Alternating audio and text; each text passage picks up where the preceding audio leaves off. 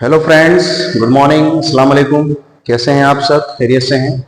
हमने last topic में lysosome के बारे में पढ़ा था और हम लाइसोसोम के फंक्शन के बारे में पढ़ रहे थे, मगर वीडियो पूरा नहीं हो पाया था। दो फंक्शंस हमारे छूट गए थे। आइए पहले उन्हें कर लेते हैं।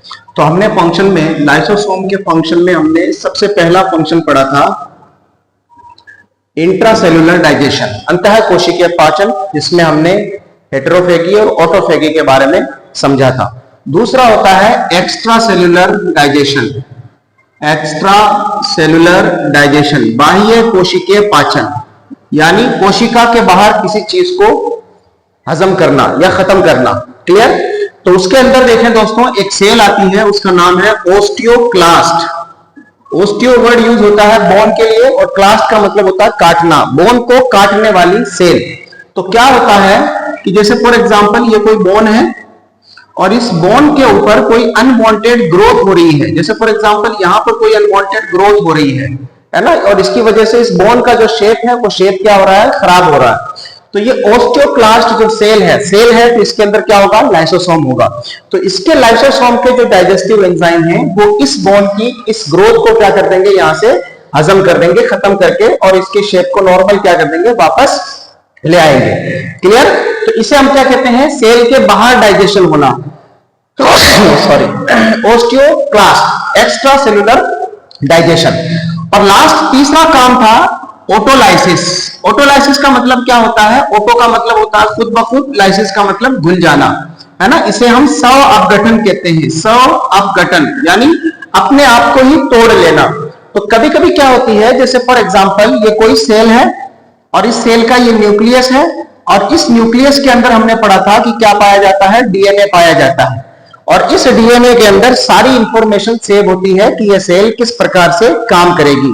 तो आप सब जानते हैं कि सेल जो होती हैं वो डिवीजन करती हैं, यानी एक सेल से दो सेल बनती हैं। लेकिन यह जरूरत के हिसाब से होता है कि जरूरत हो तो डिवीजन करवाया जाए, जरूरत ना हो तो डिवीजन ना करवाया जाए। ऑलराइट? तो सेल अपने न्यूक्लियस के अंडर में ये डिवीजन लगातार करती रहती है, लेकिन कभी कभी इस डीएनए में या न्यूक्लियस में प्रॉब्लम होने की वजह से सेल अनकंट्रोल्ड रूप से क्या करती है?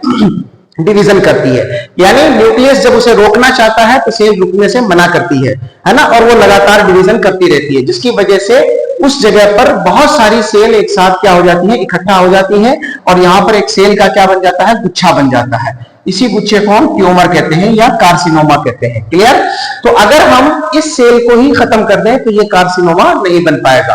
तो क्या होता है कि इस सेल के जो लाइसोसोम है वो लाइसोसोम अपने आप को फाड़ देते हैं, और इनके फटने की वजह से इनके अंदर का जितना मटेरियल है जो एसिडिक है वो सारा का सारा साइटोप्लाज्म में आ जाएगा, और साइटोप्लाज्म के मीडियम को भी क्या कर देगा? एसिडिक कर देगा, जिसकी वजह से यहाँ के जितने भी सेल ऑर्गेनेल्स हैं वो मारे जाएंगे और अल्टीमेटली सेल भी क्या हो जाएगी? डेड हो जाएगी। तो इस प्रकार से ये लाइसोसोम अपना लगातार काम करता रहता है। तो ये हो गया हमारा पिछला बचा हुआ टॉपिक। आइए हम बात करते हैं वैक्यूल्स की। आज का हमारा टॉपिक है वैक्यूल्स या रसधानी। हम पढ़ रहे हैं सेल बायोलॉजी, और आज का हमारा पार्ट है पार्ट नंबर 12। ऑलराइट? अब हम लगभग सेल बायोलॉजी के फिनिश की तरफ जा रहे हैं। देखिए, वैक्यूल का मतलब होता है रसधानी, है ना। और वैक्यूल का अगर हम आसान शब्दों में समझें तो सेक लाइक स्ट्रक्चर, सेक कहते हैं थैली को, है ना, थैली लाइक संरचना, जो कि एक मेम्ब्रेन से घिरी रहती है और इसके चारों तरफ एक सिंगल मेम्ब्रेन पाई जाती है। ऑलराइट? वैक्यूल्स को हम टोटल 3 पॉइंट बना करके पढ़ेंगे। नंबर 1 इसके टाइप्स, नंबर 2 इसकी स्ट्रक्चर, और नंबर 3 इसके फंक्शन, है ना। उससे पहले हम इस चीज को समझते हैं जो मैंने एक डिब्बे के अंदर पैक किया है। देखिए, सबसे पहले लिखा है वैक्यूल और दूसरा है लाइसोसोम। हमने जब लाइसोसोम पढ़ा था तो वहां पर हमने कहा था कि लाइसोसोम यूकैरियोटिक सेल यानी यूकैरियोटिक एनिमल सेल। बात समझ में आ रही है आपको? यूकैरियोटिक में हमने दो तरह की सेल की थी, एक एनिमल सेल और दूसरी प्लांट सेल। तो अगर एनिमल सेल है तो उसके अंदर क्या पाया जाएगा? लाइसोसोम। और अगर प्लांट सेल है तो उसके अंदर क्या पाया जाएगा? वैक्यूल पाया जाएगा। क्लियर? दोनों का तरीका काम करने का वही है, लेकिन कुछ फर्क है। जैसे फॉर एग्जांपल वैक्यूल की अगर हम बात करें तो वैक्यूल और लाइसोसोम दोनों का ही काम है ब्रेक डाउन करना, मैक्रो मॉलिक्यूल्स को, यानी बड़े बड़े पार्टिकल्स को छोटे पार्टिकल में क्या कर देना? तोड़ देना। क्लियर? लेकिन फर्क क्या है कि वैक्यूल्स साइज में बहुत बड़ी होती है इसलिए ये स्टोरेज का काम भी करती है। ये बहुत सारी चीजों को अपने अंदर क्या करती है, स्टोर करने का काम करती है। ऑलराइट, तो ये इसका बेसिक फर्क हो गया वैक्यूल्स और लाइसोसोम के अंदर। दूसरा है वैक्यूल और वेसिकल में क्या फर्क है। तो वैक्यूल और वेसिकल में बेसिकली फर्क सिर्फ साइज का है। वैक्यूल साइज में बड़ी होती हैं और वेसिकल्स साइज में क्या होती हैं, छोटी होती हैं। हिंदी में हम इन्हें पुटिकाएं बोलते हैं वेसिकल्स को, और वैक्यूल्स को हिंदी में क्या बोलते हैं, रसदानी बोलते हैं। तो ये तो हो गया इसके बारे में। आइए अब बात करते हैं हम टाइप्स के बारे में। टाइप्स ऑफ वैक्यूल, वैक्यूल्स के प्रकार। सबसे पहला टाइप है लाइटिक वैक्यूल्स। लाइटिक वर्ड बना है लाइसोसोम से, इससे बना है। और लाइसोसोम का मतलब मैंने बताया था पिघालने वाला, गलाने वाला, तोड़ने वाला। Clear. Lysis word basically lysis word है इसके अंदर। लाइसिस का मतलब होता है तोड़ना। तो लाइटिक वैक्यूल ऐसी वैक्यूल जो लाइसोसोम की तरह काम करे और मैक्रो मॉलिक्यूल्स को, है ना, माइक्रो मॉलिक्यूल्स में यानी बड़े अणुओं को छोटे अणुओं में तोड़ने का काम करें। ऐसी वैक्यूल्स को हम क्या कहते हैं, लाइटिक वैक्यूल। क्लियर बात। दूसरा प्रोटीन स्टोरेज वैक्यूल। ऐसी वैक्यूल जो प्रोटीन के स्टोरेज में मदद करें या प्रोटीन को अपने अंदर स्टोर करने का काम करें। ऐसी वैक्यूल्स को हम क्या कहेंगे, प्रोटीन स्टोरेज वैक्यूल, है ना। जैसे फॉर एग्जांपल सीड्स यानी बीजों के अंदर, प्लांट्स के बीज, जैसे हमने बहुत सारे बीज देखे हैं। जैसे फॉर एग्जांपल आप चने को ले लीजिए, क्लियर है, आप बादाम को ले लीजिए, क्लियर, आप मूंगफली को ले लीजिए, है ना। ये सारे के सारे बीज हैं और इनके अंदर प्रोटीन पाया जाता है। क्या पाया जाता है, प्रोटीन। तो प्रोटीन को स्टोर करने के लिए इनके अंदर वैक्यूल्स पाई जाती है और वैक्यूल्स के अंदर क्या भरा रहता है, प्रोटीन भरा रहता है। ऑलराइट, तो ऐसी वैक्यूल को हम प्रोटीन स्टोरेज वैक्यूल कहते हैं। नेक्स्ट आता है फूड वैक्यूल। फूड वैक्यूल का मतलब यह है कि हमने लास्ट टर्म पर भी पढ़ा था कि जब लाइसोसोम बनते हैं, लाइसोसोम किससे बनते हैं, गोल्गी बॉडी से बनते हैं। तो लाइसोसोम जब बनते हैं तो इन लाइसोसोम को हम प्राइमरी लाइसोसोम कहते हैं। क्या कहते हैं, प्राइमरी लाइसोसोम। और इन लाइसोसोम के अंदर जो एंजाइम भरे होते हैं वो ज्यादा एक्टिव नहीं होते, है ना, ज्यादा काम के नहीं होते। जब ये और ज्यादा मैच्योर हो जाते हैं और मैच्योर होकर के जब ये किसी चीज को, किसी पार्टिकल को एंगल्फ करते हैं, जैसे फॉर एग्जांपल ये कोई सेल है, जैसे ये कोई बैक्टीरिया है या कोई सेल है या कोई दूसरा पार्टिकल है, और इस पार्टिकल को ये लाइसोसोम अपने अंदर इंगल्फ करना चाहता है। बिकॉज हमने पढ़ा है फेगोसाइटोसिस और पिनोसाइटोसिस। ये किसका काम है, लाइसोसोम का काम है ना। किसी हार्ड पार्टिकल को अपने अंदर लेकर के उसे डाइजेस्ट कर देना, फेगोसाइटोसिस, और किसी लिक्विड मटेरियल को अपने अंदर लेकर के उसे डाइजेस्ट कर देना, पिनोसाइटोसिस। ऑलराइट, तो क्या होता है कि लाइसोसोम इसके साथ चिपकेगा। जैसे अगली स्ट्रक्चर कुछ इस तरह से बनेगी और उससे अगली स्ट्रक्चर कुछ इस तरह से बनेगी। ये अपनी सेल मेम्ब्रेन को अंदर की तरफ धकेलेगा और अपनी सेल मेम्ब्रेन को अंदर की तरफ धकेलते हुए इस पार्टिकल को कहां ले जाएगा, अंदर की तरफ ले जाएगा। ये पार्टिकल फाइनली कहां पर आ गया, अंदर की तरफ। क्लियर। अब जैसे ही इसने, इस लाइसोसोम ने इस पार्टिकल को अपने अंदर ले लिया, फेगोसाइट कर लिया, अब इसे हम फेगोसोम कहते हैं। इस पूरी की पूरी स्ट्रक्चर को हम क्या बोलते हैं, फेगोसोम।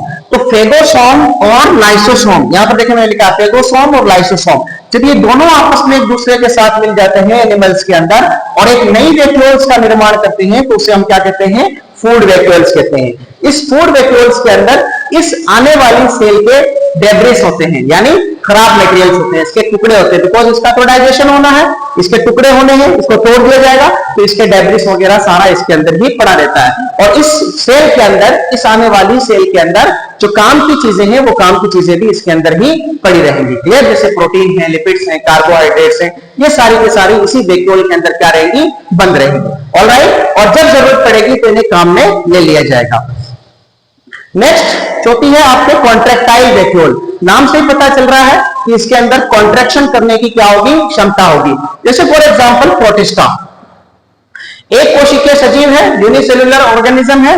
इसके अंदर ऑस्मो रेगुलेशन करना यानी प्रासरण को नियमित करना। जैसे फॉर एग्जांपल ये पानी के अंदर रह रहा है, इसके अंदर रह रहा है, पानी के अंदर। तो पानी के अंदर रहने की वजह से इसके शरीर के अंदर लगातार पानी जाता रहता है, क्योंकि पानी जो होता है वो बाहर से अंदर की तरफ मूवमेंट कर रहा होता है। क्यों कर रहा होता है, क्योंकि इसके शरीर के अंदर का जो मीडियम है वो बाहर के मीडियम से क्या है, ज्यादा है। इसलिए पानी बाहर से अंदर की तरफ लगातार भरता रहता है, जिसकी वजह से इसके अंदर की जो वैक्यूल्स हैं उनका साइज काफी क्या हो जाता है, बड़ा हो जाता है, और साइज बड़ा होने की वजह से ये वैक्यूल्स काफी क्या कर जाती हैं, भर जाती हैं, है ना। तो इनके अंदर एक कॉन्ट्रैक्टाइल कैनाल पाई जाती है, एक ऐसा मैकेनिज्म होता है, एक ऐसा पाइप होता है जिसके अंदर कॉन्ट्रैक्शन की क्षमता होती है।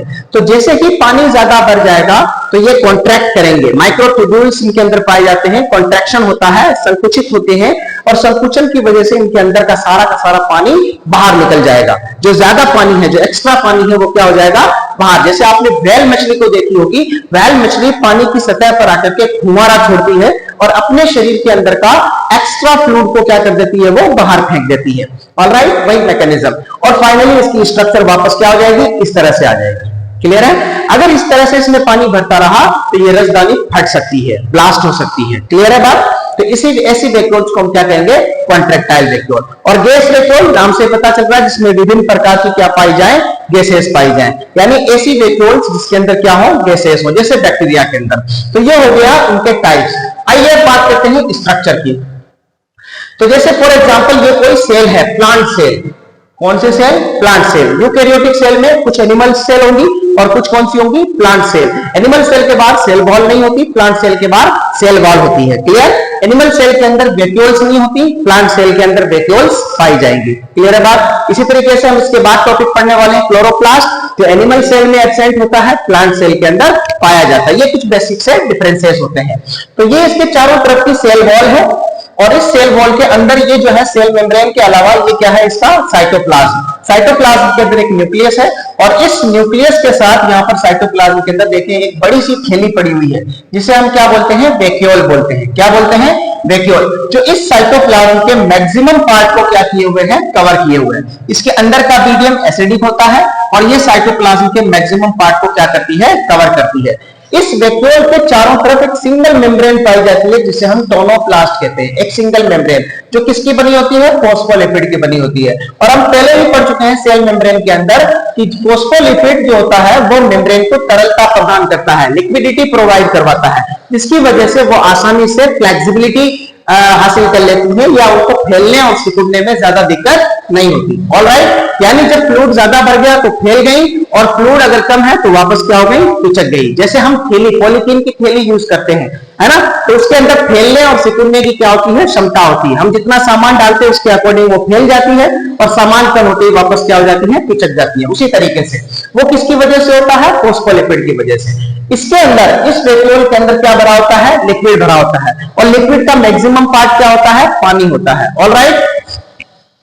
इसके अलावा इसके अंदर कुछ वेस्ट मटेरियल्स भी पाए जाते हैं, कुछ एंजाइम्स पाए जाते हैं, कुछ स्टोर्ड पार्टिकल्स जैसे प्रोटीन, लिपिड्स, कार्बोहाइड्रेट, सॉल्ट्स और आयंस। ये सारी चीजें भी इसके अंदर पाई जाती है। किसके अंदर, वैक्यूल्स के अंदर। इसका फायदा ये होता है कि ये जो चीजें हैं ये जब इसके अंदर मौजूद होगी, इसके अंदर, यहां पर देखें मैं एरो बना देता हूं, तो अगर फॉर एग्जांपल इस रसधानी के अंदर, इस वैक्यूल्स के अंदर प्रोटीन, लिपिड्स, कार्बोहाइड्रेट, सॉल्ट्स और आयन मौजूद हैं, अगर बाय द वे इस साइटोप्लाज्म के अंदर इन चीजों की कमी हो गई, क्योंकि साइटोप्लाज्म के अंदर भी प्रोटीन, लिपिड, कार्बोहाइड्रेट, सॉल्ट्स और आयन पाए जाते हैं। अगर किसी वजह से साइटोप्लाज्म में इन चीजों की कमी हो गई, तो साइटोप्लाज्म को इन चीजों की कमी को पूरा करने के लिए कहां से इन चीजों को ले लिया जाएगा, रसदानी से ले लिया जाएगा, है ना। यानी रसदानी साइटोप्लाज्म की कमी को पूरा करने के लिए प्रोटीन भी दे सकता है, लिपिड्स भी दे सकता है, कार्बोहाइड्रेट भी दे सकता है, सॉल्ट्स और आयंस भी दे सकता है।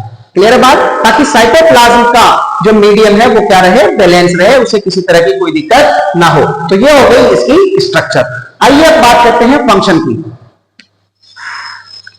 देखें फंक्शंस ऑफ वैक्यूल्स। सबसे पहला फंक्शन है ऑस्मो रेगुलेशन, यानी अंदर के मीडियम को बैलेंस रखना। जैसे अभी मैंने बताया कि साइटोप्लाज्म के अंदर, ये जो साइटोप्लाज्म है, इस साइटोप्लाज्म के अंदर प्रोटीन है, लिपिड्स हैं, है ना, कार्बोहाइड्रेट्स हैं, है ना, बहुत सारे आयंस हैं, बहुत सारे सॉल्ट्स हैं।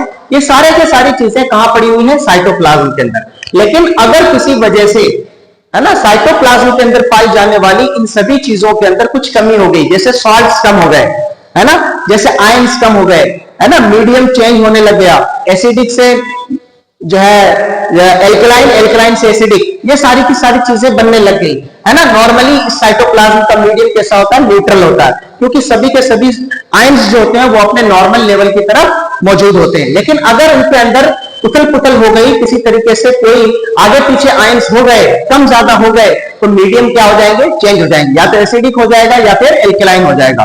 और मीडियम चेंज होते ही इस सेल के सेल ऑर्गेनेल्स काम करना बंद कर देंगे। तो क्या होता है, मीडियम को मेंटेन रखने के लिए जिन चीजों की कमी हुई है वो चीजें कहां से ले ली जाती है, वैक्यूल से ले ली जाती है। जैसे अगर सॉल्ट्स कम हो गए हैं तो किसको ले लिया जाएगा, सॉल्ट्स को कहां से ले लिया जाएगा, वैक्यूल से। जैसे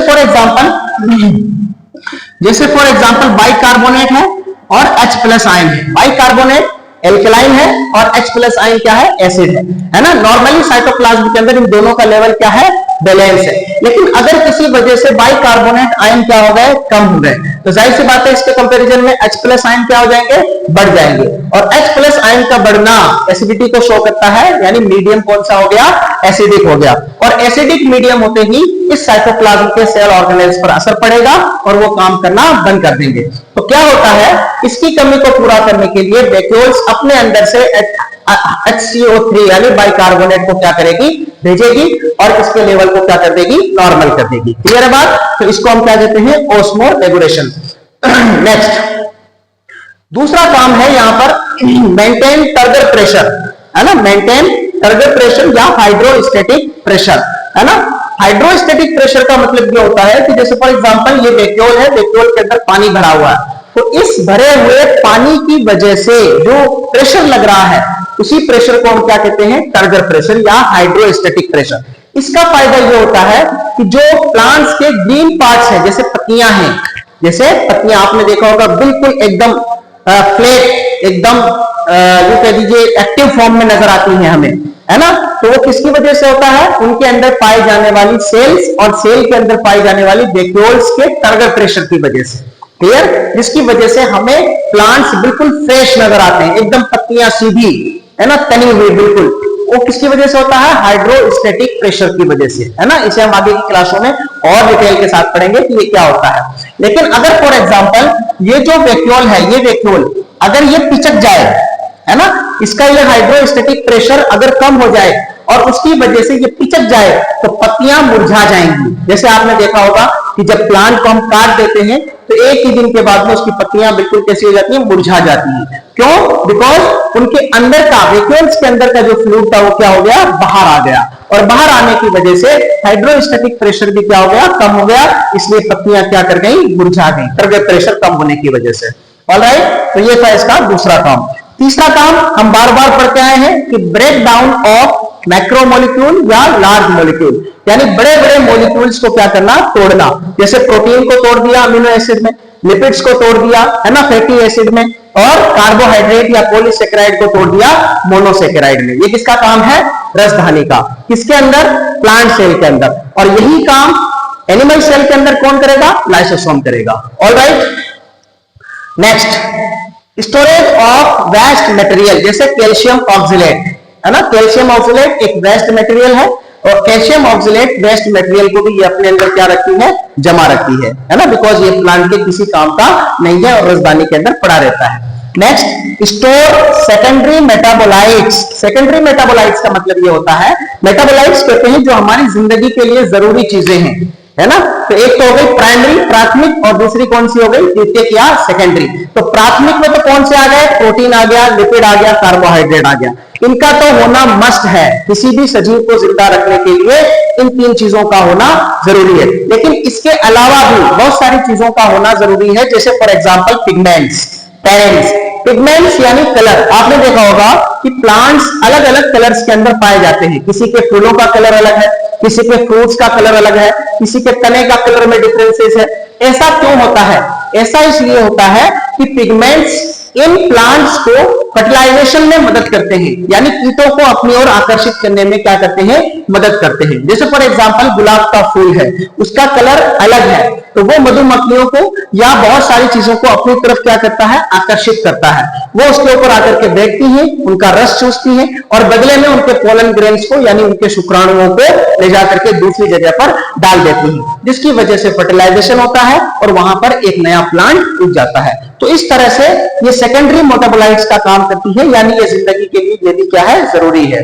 क्लियर है बात? इनडायरेक्टली ये जरूरी है, डायरेक्टली कौन जरूरी है? प्रोटीन, लिपिड्स और कार्बोहाइड्रेट्स। इसी तरीके से टेनिन्स, टेनिन्स जो होता है ये यूं समझ लीजिए कि जो हर्बीवेरस होते हैं, यानी जो चौपाए होते हैं, गाय बैल भैंस बकरी वगैरह जो होते हैं, जो प्लांट्स को खाते हैं, ये टेनिन्स जो होता है वो इन प्लांट्स को उनसे क्या करता है? बचाता है। जैसे आपने देखा होगा कि कुछ पेड़ पौधे ऐसे होते हैं जिनको प्लांट्स को, जिनको ये जानवर खाना पसंद नहीं करते, बिकॉज उनके अंदर क्या पाया जाता है? टेनिन्स पाया जाता है। क्लियर है? तो ये भी इनको क्या करते हैं? बचाते हैं। तो ये हो गया इसका सेकेंडरी मेटाबोलाइट्स को अपने अंदर स्टोर करना। कौन करता है? ये वैक्यूल्स करती है। अब इसका लास्ट काम है फूड रिजर्व, यानी फूड को रिजर्व रखना। रिजर्व रखने का मतलब ये होता है कि फॉर एग्जाम्पल प्रोटीन, लिपिड्स और कार्बोहाइड्रेट की जितनी जरूरत है वो प्लांट्स को प्रोवाइड करवा दी गई। अब जो बच गया, उस बचे हुए फूड को, कार्बोहाइड्रेट को, लिपिड्स को, प्रोटीन को ये अपने अंदर क्या कर लेगी? सेव कर लेगी। और जब कभी भी प्लांट को लिपिड्स, प्रोटीन और कार्बोहाइड्रेट नहीं मिलेगा, उस सिचुएशन के अंदर ये रसदानी, ये वैक्यूल्स प्लांट की सेल को क्या करेगी? ये प्रोवाइड करवाएगी। जैसे गाड़ी में रिजर्व पेट्रोल होता है कि जब पेट्रोल की टंकी खत्म हो जाती है ना, पेट्रोल जब खत्म हो जाता है तो रिजर्व पेट्रोल से गाड़ी को क्या किया जाता है? चलाया जाता है। उसी तरीके से ये रिजर्व रखती है अपने अंदर किसको? लिपिड्स को, प्रोटीन को, है ना? किसके अंदर? सीड्स के अंदर। किसके अंदर? सीड्स के अंदर ये इन सभी चीजों को क्या कर लेती है? जमा कर लेती है। तो ये था हमारा आज का टॉपिक, वैक्यूल, जिसे हम क्या कहते हैं? रसधानी कहते हैं। होपफुली आपको ये सारी बातें समझ में आई होंगी। अगर कोई कंफ्यूजन है तो आप प्लीज कमेंट कीजिए। कमेंट के अंदर आप अपने सवाल पूछिए, हम उसका आंसर देंगे। और ज्यादा से ज्यादा लाइक कीजिए, शेयर कीजिए, सब्सक्राइब कीजिए। Thank you.